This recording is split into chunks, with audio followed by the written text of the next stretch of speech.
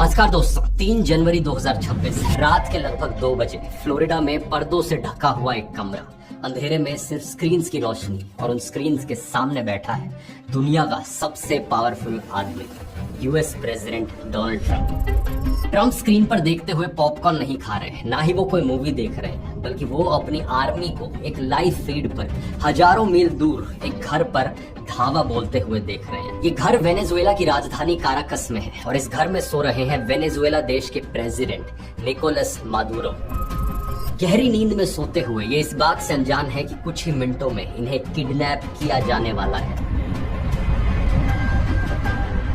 कुछ देर पहले की बात है, अमेरिकन हेलीकॉप्टर समुद्र के ऊपर से सिर्फ 100 फीट की ऊंचाई पर उड़ते हुए वेनेजुएला की टेरिटरी में एंटर करते हैं। ये हेलीकॉप्टर्स इतने नीचे उड़ रहे थे कि रेडार भी इन्हें कैच नहीं कर पाए। काराकास के पूरे शहर की बिजली पहले ही एक साइबर अटैक के जरिए काट दी गई थी। पूरा शहर अंधेरे में डूबा हुआ था और फिर डेल्टा फोर्स के कमांडोस हेलीकॉप्टर से रस्सियों के जरिए नीचे उतरते हैं मादुरो के घर की छत पर। बिना ज्यादा आवाज किए ये खिड़की से बेडरूम में घुसते हैं, उसी बेडरूम में जहां मादुरो अपने बिस्तर पर सो रहे थे। इस पॉइंट पर मादुरो की नींद खुल जाती है और वो अपने स्टील रीइंफोर्स्ड सेफ रूम की तरफ भागने की कोशिश करते हैं। कमांडोस भी तेजी से मूव करते हैं, वो दरवाजे तक पहुंच जाते हैं लेकिन दरवाजे को बंद नहीं कर पाते हैं और उससे पहले ही सोल्जर्स इन्हें पकड़ लेते हैं।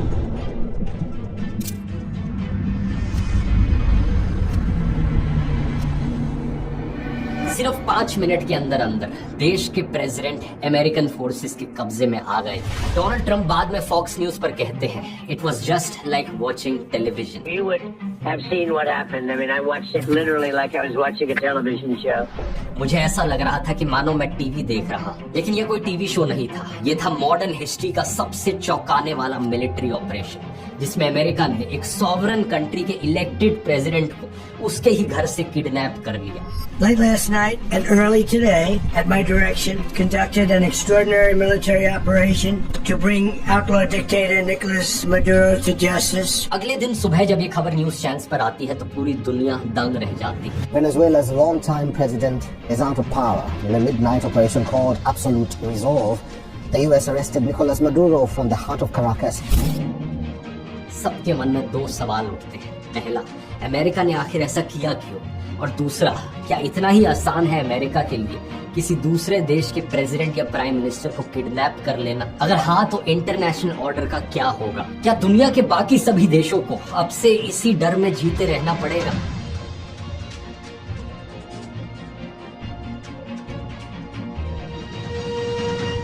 शुरू करने से पहले दोस्तों, नए साल की बहुत बहुत शुभकामनाएं। आप ऐसे कई सारे लोग अपने न्यू ईयर रेजोल्यूशंस बना रहे होंगे इस साल अपने सपनों को पूरा करने के लिए, अपने गोल्स को रीच करने के लिए। और यहाँ थोड़ी सी मदद मैं भी आपकी करना चाहूंगा। ध्रुव राठी एकेडमी के सभी कोर्सेज पर मैं आपको एक मेगा न्यू ईयर डिस्काउंट देना चाहूंगा, फ्लैट 53% ऑफ। कूपन कोड इस्तेमाल कीजिए न्यू ईयर 53 और इसका इस्तेमाल करके आप टाइम मैनेजमेंट कोर्स खरीद सकते हैं। एक 2.5 घंटे का to the point concise course जो आपको अपनी जिंदगी को बेटर मैनेज करना सिखाता है, कैसे आप प्रोक्रेस्टिनेशन से छुटकारा पा सकते हैं और अपनी प्रोडक्टिविटी बढ़ाते बढ़ाते हैप्पीनेस लेवल्स को भी बढ़ा सकते हैं। इसके अलावा यूट्यूब ब्लूप्रिंट कोर्स, एक कॉम्प्रिहेंसिव कोर्स जो आपको सिखाता है कैसे आप कंटेंट क्रिएशन को अपनी पार्ट टाइम जॉब या फुल टाइम करियर बना सकते हैं। जो कुछ मैंने अपने 10 साल के यूट्यूब करियर में सीखा है वो सब इस वाले कोर्स में सिखाया है। और इसके अलावा है मास्टर एआई चैटबॉट्स का कोर्स, 10 घंटे से ज्यादा का हाईली डिटेल्ड कोर्स जो आपको एआई चैटबॉट्स के पीछे की थ्योरी और प्रैक्टिकल सब कुछ सिखाता है। इन सभी का लिंक नीचे डिस्क्रिप्शन में या फिर इस क्यूआर कोड में आपको मिल जाएगा, जरूर जाकर ट्राई करना। अब टॉपिक पर आते हैं। एक सिटिंग प्रेसिडेंट को कैप्चर करने वाला ये ऑपरेशन एक रात में नहीं हुआ दोस्तों, इसकी प्लानिंग महीनों पहले शुरू हो गई थी। जब पूरी दुनिया को लग रहा था कि वेनेजुएला में सब नॉर्मल है, तब अगस्त 2025 में ही CIA सीक्रेटली अपनी एक छोटी टीम वेनेजुएला के अंदर भेज चुका था। इस टीम का काम था मादुरो की हर मूवमेंट को ट्रैक करना। वो कहाँ रहते हैं, कहाँ ट्रैवल करते हैं, क्या खाते हैं, क्या पहनते हैं और यहाँ तक कि उनके पेट्स कौन से हैं, हर चीज को ट्रैक किया गया। इसके अलावा CIA का एक सोर्स वेनेजुएलन सरकार के अंदर भी काम कर रहा था। ये इनसाइडर मादुरो की एग्जैक्ट लोकेशन और मूवमेंट्स की इंफॉर्मेशन सीधे अमेरिका को दे रहा था। सुनने में बहुत आसान लगता है, लेकिन ये मिशन असलियत में बेहद खतरनाक था। CIA की इस टीम के पास कोई डिप्लोमेटिक कवर नहीं था। अगर ये पकड़े जाते तो अमेरिका ऑफिशियली कुछ नहीं कर सकता था। ठीक वैसे ही जैसा फिल्मों में दिखाया जाता है, ऑपरेशन के लिए ग्राउंड तैयार हो रहा था। अब बस एक ट्रिगर चाहिए था। नवंबर 2025 ट्रंप और मादुरो के बीच एक फोन कॉल होती है। इस कॉल में ट्रंप ने मादुरो को साफ कह दिया था, पावर और देश छोड़ दो, यही तुम्हारे लिए सबसे अच्छा है। ये एक तरह से ट्रंप की तरफ से मादुरो को एक अल्टीमेटम था, लेकिन मादुरो ने मना कर दिया। Secretary of state Marco Rubio ने बाद में प्रेस कॉन्फ्रेंस में कहा, निकोलस मादुरो को इस सब से बचने के लिए बहुत जेनरस ऑफर्स दिए गए थे, लेकिन उन्होंने हमारी बात नहीं मानी। But I want to be clear about one thing. Nicolas Maduro had multiple opportunities to avoid this. He was provided multiple very, very, very generous offers and chose instead to act like a wild man, chose instead to play around. And the result is what we saw tonight. Maduro के मना करते ही इस operation की preparation advance stage में पहुंच गई। इसके बाद अमेरिका ने कुछ ऐसा किया जो सुनने में सीधा मिशन इम्पॉसिबल फिल्म का एक सीन लगता है। अमेरिकन फोर्सेस ने केंटकी में मादुरो के घर का एक एग्जैक्ट डुप्लीकेट बनाया और यहाँ डेल्टा फोर्स के कमांडोज ने पूरे ऑपरेशन का रिहर्सल किया।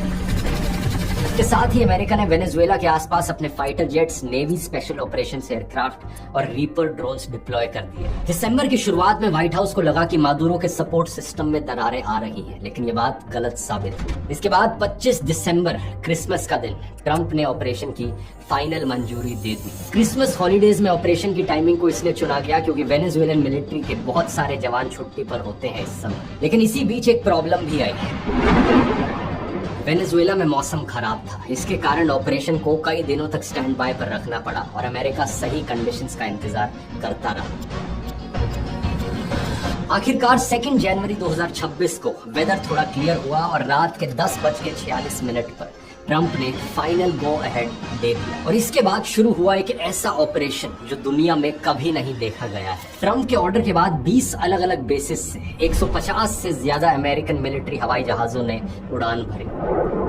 इसके बाद एक साइबर ऑपरेशन के जरिए काराकस शहर की पूरी बिजली काट दी गई। पूरा शहर अंधेरे में डूब गया।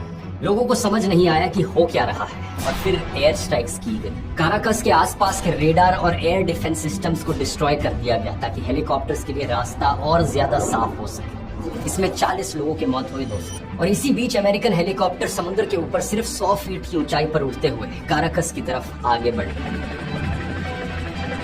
रात के 2:01 ये हेलीकॉप्टर्स मादुरो के कंपाउंड पर पहुंचे, लेकिन जैसे ही ये पहुंचे इन पर फायरिंग होने लगी।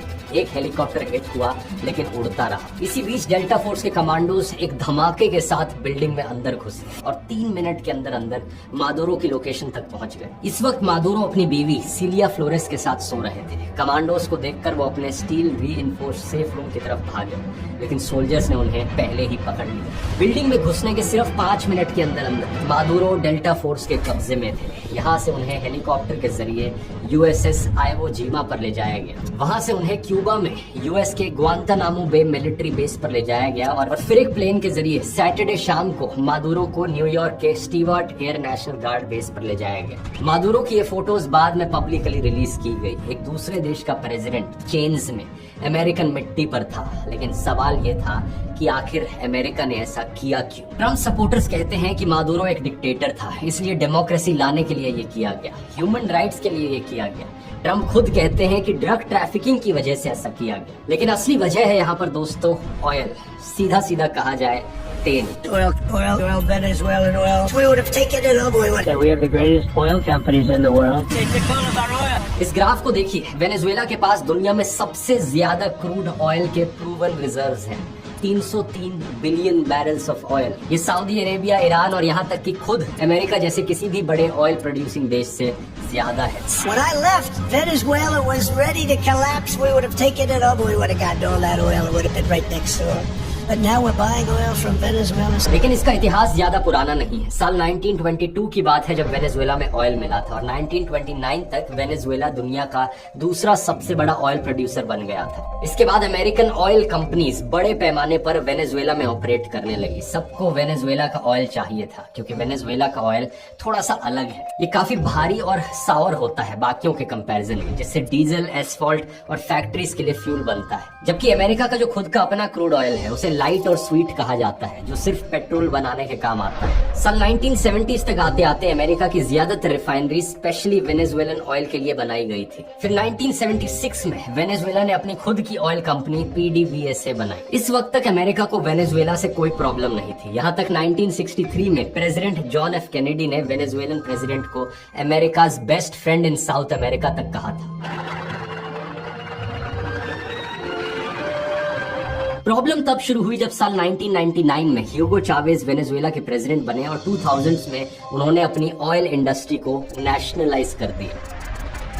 साल 2001 में उन्होंने ऑर्गेनिक हाइड्रोकार्बन्स लॉ पास किया। इस लॉ ने वेनेजुएला के सारे ऑयल और गैस रिजर्व्स पर स्टेट ओनरशिप डिक्लेयर कर दी, जिससे यहाँ पर अमेरिकन कंपनीज के ऑपरेशन बंद हो गए। Arreglémoslo nosotros mismos, colombianos, venezolanos, ecuatorianos, sentados en paz y como hermanos que lo somos. अब समझने वाली बात यह है दोस्तों कि अमेरिका में सरकारें अक्सर बिलियनियर्स के इशारे पर चलती हैं। इन कंपनीज ने प्रेसिडेंट जॉर्ज बुश पर प्रेशर डाला कि चावेज के खिलाफ action low. The Bush administration made it clear it is happy with a change in leadership in the country responsible for 15% of America's oil imports. इसके बाद साल 2002 में अमेरिका ने वेनेजुएला में कू इंजीनियर करने की कोशिश की, सत्ता पलट करने की कोशिश की, लेकिन ये कू फेल रहा। अब कायदे से देखा जाए तो वेनेजुएला एक सॉवरन इंडिपेंडेंट कंट्री है। अगर उनके लीडर्स और उनकी सरकार फैसला करती है कि हमारे देश के ऑयल को नेशनलाइज कर दो, अमेरिकन ऑयल कंपनीज को यहाँ पर मत आने दो, तो ये उनकी मर्जी है। लेकिन कॉर्पोरेट्स के हाथों कठपुतली बनी अमेरिकन सरकार को ये चीज बर्दाश्त नहीं हुई। साल 2005 में अमेरिका ने इसलिए वेनेजुएला पर सैंक्शंस लगा दिए, जो अभी तक लगे हुए हैं। 2013 में चावेज की डेथ होती है, जिसके बाद मादुरो सत्ता में आते हैं और 2019 में ट्रम्प की पहली टर्म में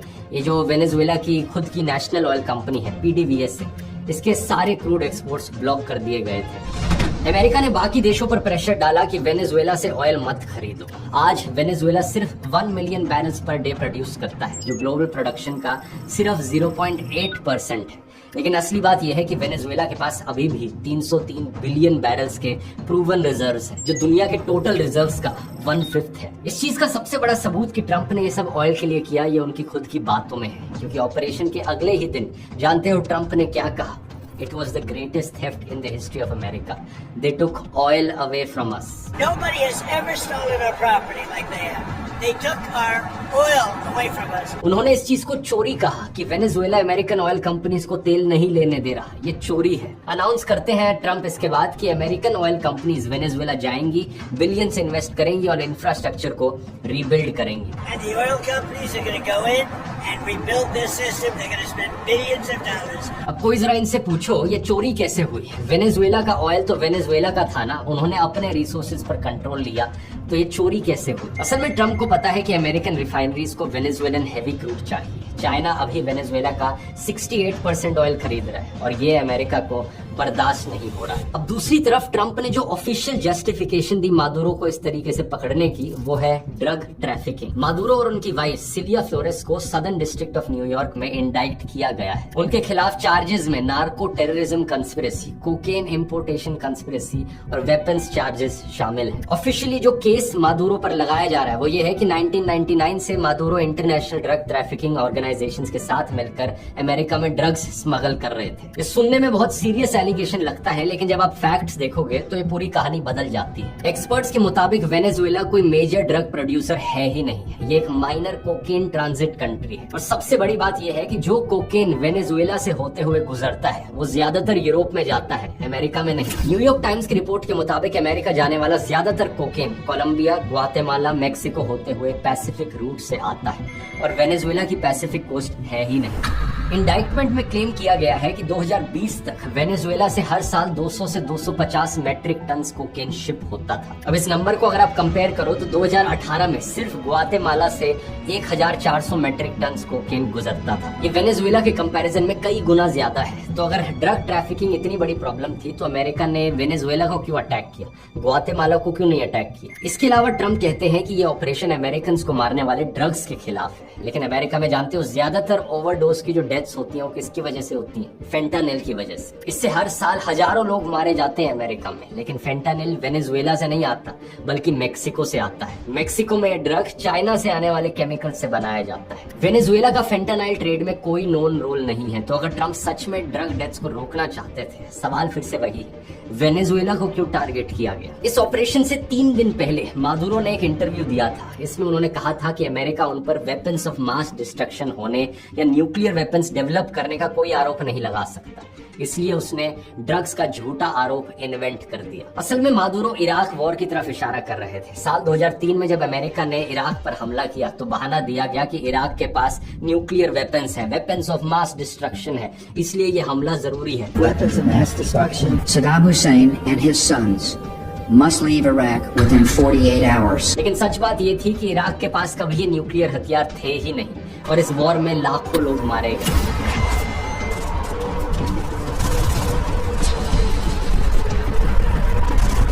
मादुरो ने कहा कि ठीक इसी तरीके से वेनेजुएला पर जो ड्रग ट्रैफिकिंग का आरोप लगाया जा रहा है ये झूठा है। एक और इंटरेस्टिंग चीज यहाँ पर यह है कि दिसंबर में ट्रंप ने होंडुरस के former president Hwan Orlando Hernandez की सजा माफ की थी, जबकि हर्नांडेज को 400 टन से ज्यादा कोकेन अमेरिका स्मगल करने के लिए यूएस कोर्ट ने कन्विक्ट किया हुआ था। तो जब अमेरिका को लगता है कि कोई देश उसके फेवर में काम कर रहा है तो सारे गुनाह माफ कर दिए जाते हैं, और जब अमेरिका को लगता है कि कोई देश उसके खिलाफ है तो झूठे कारण भी यहाँ पर इन्वेंट कर दिए जाते हैं। 2003 में जब इराक को इन्वेड किया गया था उसके पीछे भी असली वजह ऑयल को ही बताया जाता है। अब जैसे ही ऑपरेशन की खबर फैली दोस्तों, दुनिया भर से रिएक्शंस आने शुरू हो गए। Brazil, Chile, Colombia, Mexico, Spain और उरुग्वे इन सब ने एक जॉइंट स्टेटमेंट दी कि ये रूल्स बेस्ड इंटरनेशनल ऑर्डर के लिए बहुत ही डेंजरस प्रेसिडेंट है। यूनाइटेड नेशंस के सेक्रेटरी जनरल एंटोनियो गुटेरेस ने कहा कि ट्रंप के एक्शंस यूनाइटेड नेशंस चार्टर का वायलेशन है। नॉर्वे, चाइना, रशिया और स्लोवाकिया के देशों ने भी इसे साफ शब्दों में कंडेम किया है। बहुत से लोगों ने अमेरिका के इस ऑपरेशन को न्यू एज कॉलोनियलिज्म भी कहा है। अब खुद ही सोच कर देखो दोस्तों, अगर ये कॉलोनियलिज्म नहीं तो और क्या है? किसी दूसरे देश को इन्वेड करना और उनके रिसोर्सेज पर अपना कब्जा जमाना। हैरानी की बात यह है कि ट्रंप को इसमें कुछ भी गलत नहीं लगता। ट्रंप ने नए टारगेट्स भी अनाउंस करने शुरू कर दिए हैं। Cuba is ready to fall. I mean, India also is pulling Mexico has to get their act together. We need Greenland.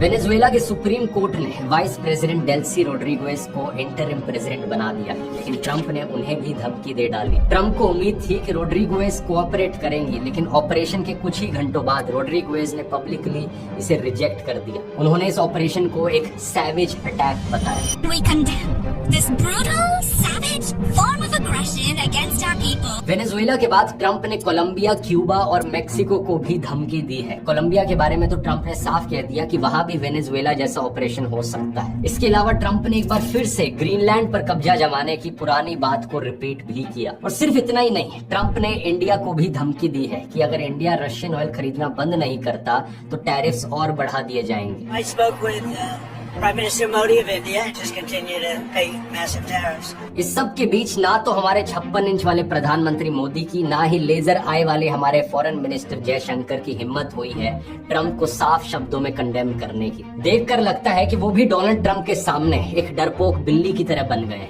Prime Minister Modi came to see me. Sir, may I see you, please? अब यहाँ पर सवाल ये भी उठता है कि क्या ट्रंप का वेनेजुएला पर इस तरीके से अटैक करना लीगल है? इसका सीधा सीधा जवाब है दोस्तों, नहीं। इंटरनेशनल रूल्स को वायलेट करना तो छोड़ ही दो आप, ट्रंप ने सबसे पहले अपने ही देश के कानून को नजरअंदाज कर दिया है। अमेरिकन कॉन्स्टिट्यूशन के मुताबिक किसी भी वॉर के लिए कांग्रेस की मंजूरी जरूरी होती है। कोई भी प्रेसिडेंट खुद से ये फैसला नहीं ले सकता, और अमेरिका में कांग्रेस का मतलब है अमेरिकन पार्लियामेंट। जॉर्ज बुश ने जब इराक पर वॉर डिक्लेयर करी थी, सबसे पहले कांग्रेस में उसका अप्रूवल लिया गया था, लेकिन ट्रंप ने ऐसा कुछ भी नहीं किया। ट्रंप ने बिना कांग्रेस से पूछे ये सब कर दिया। इस बात पर अब धीरे धीरे अमेरिका के लॉ मेकर्स ही ट्रंप को इम्पीच करने की मांग भी कर रहे हैं। सबसे इंटरेस्टिंग बात यह है कि खुद ट्रंप एडमिनिस्ट्रेशन के लोगों ने पहले ही कहा था कि ये इलीगल है। नवंबर में White House chief of staff Susie Wiles ने कहा था कि अगर लैंड पर मिलिट्री एक्शन करना है तो कांग्रेस की अप्रूवल चाहिए होगी। अब ये ट्रंप सरकार बहाना दे रही है कि ये तो कोई वॉर नहीं है, ये तो बस लॉ इन्फोर्समेंट फंक्शन है। मादुरो एक इंडाइक्टेड ड्रग ट्रैफिकर है, इसलिए उसे पकड़ना था। लेकिन सवाल यह है कि एक ड्रग ट्रैफिकर को पकड़ने के लिए यहाँ पर 150 हवाई जहाजों की जरूरत पड़े,